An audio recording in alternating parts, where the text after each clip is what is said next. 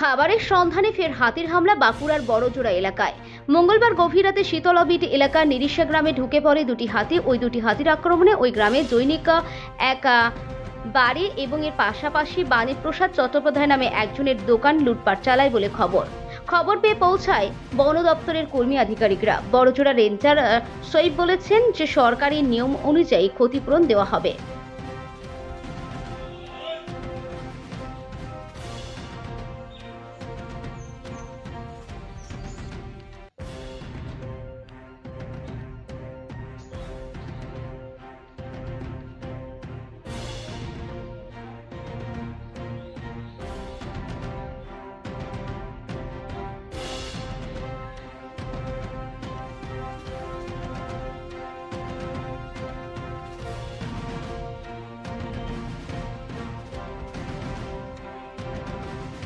গত রাতে কালকে 1:30টার সময়তে দুটো হাতি এসে গোটা গ্রামে তাণ্ডব চালায়।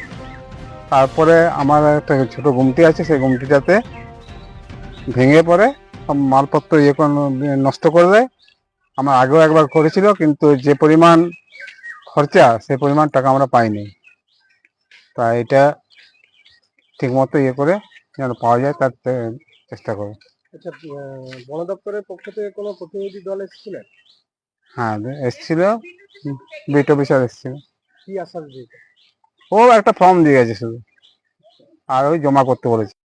কালকে রাত্রেবেলা দুটো হাতি এসেছিল, দিয়ে হাতি, আমরা সব ঘুমোচ্ছিলাম অবশ্য, কিছু বুঝতে পারিনি, ভিতরে ফ্যান ট্যান চলছিল।